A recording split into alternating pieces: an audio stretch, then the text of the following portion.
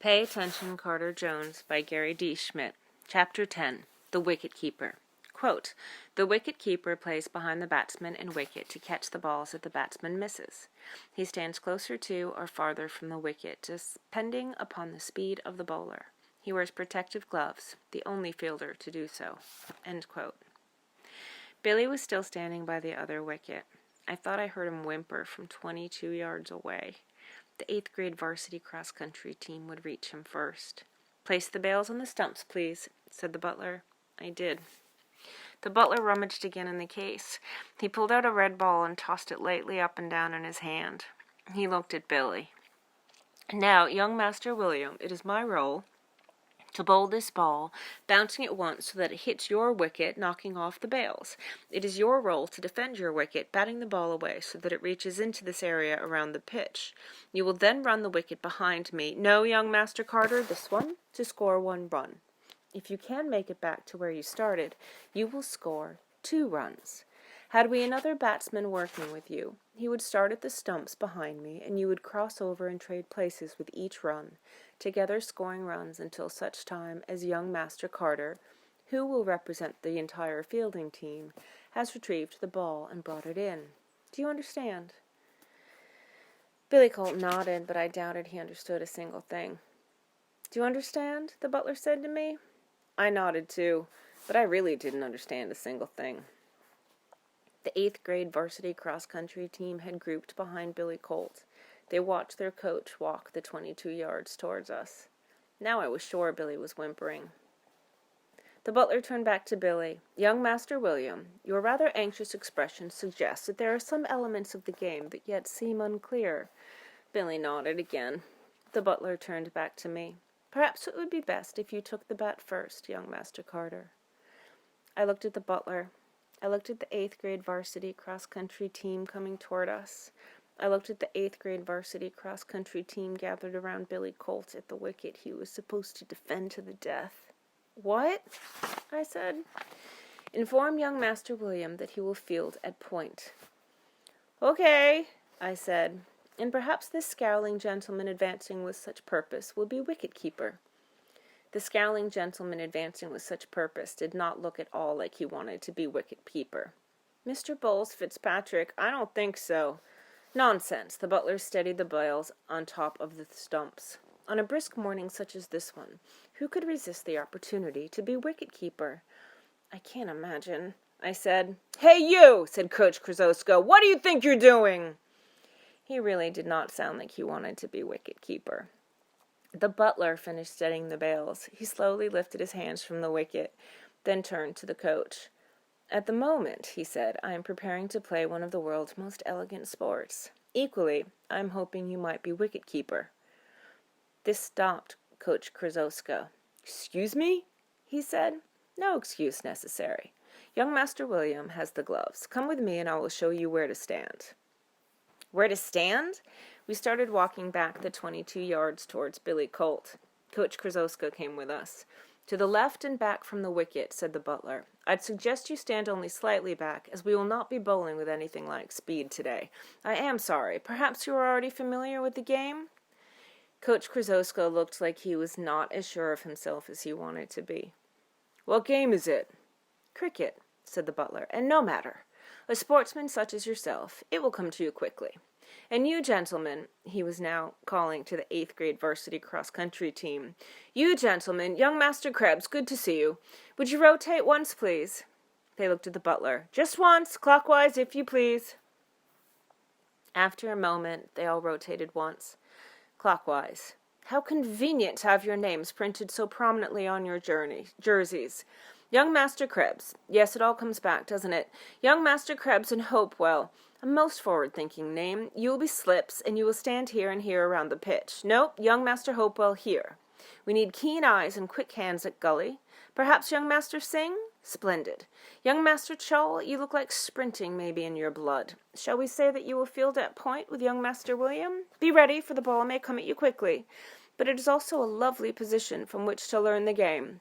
Young Masters Jenkins and Briggs. Not related to the Thornton Briggs, are you? I suppose not. Well, you will be covers and stand here and here. You, young Master Headinga, are at mid-wicket, here. Young Master Bryan at mid-off, here. And so you see, gentlemen, we have fanned out in such a way as to cover the entire field, and are now prepared to deal with any ball that comes off the bats of the opposing team.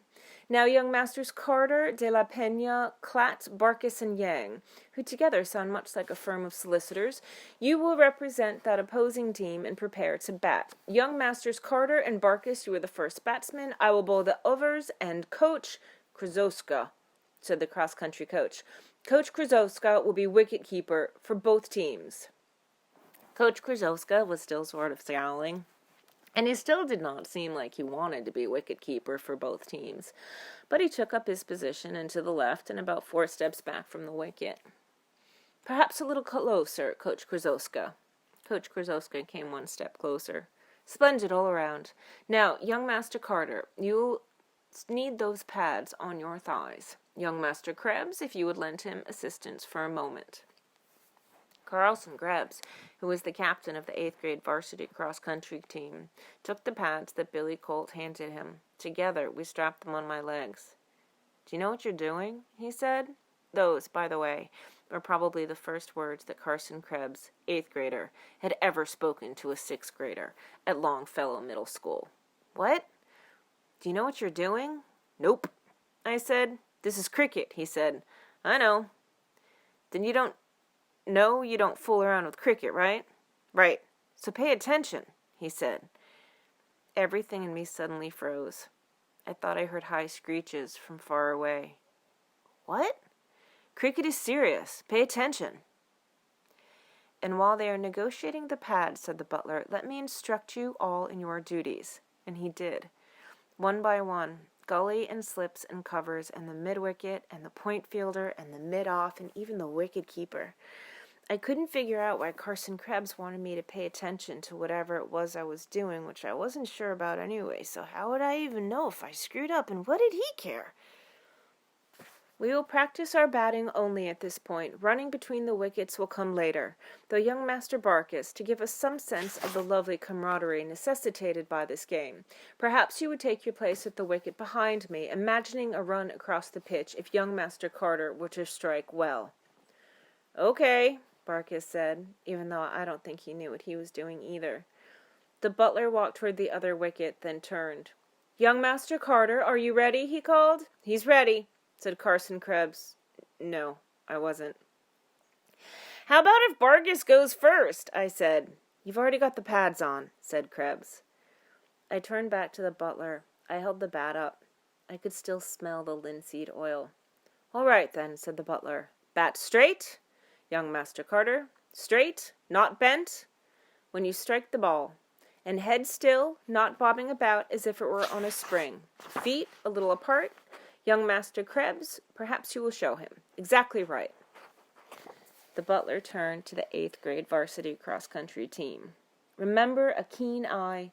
You're either catching the ball or racing to the boundary, which we will define as your sidelines for the sake of convenience, to retrieve the ball and throw it back to the bowler or wicket-keeper.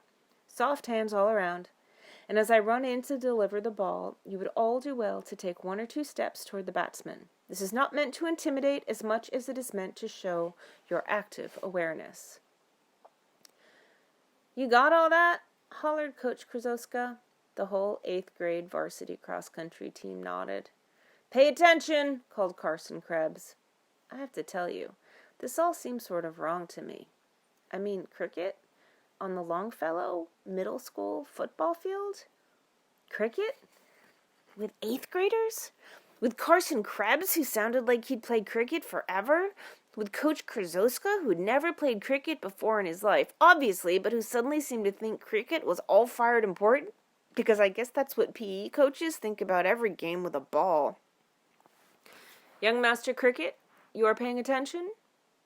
I nodded, even though I thought I heard the high screeches again, even the sound of waterfalls, and the hunting calls of hungry dinosaurs, and the slithering of snakes in low grass, and the scrambling of little crocodiles through the underbrush. End of chapter 10.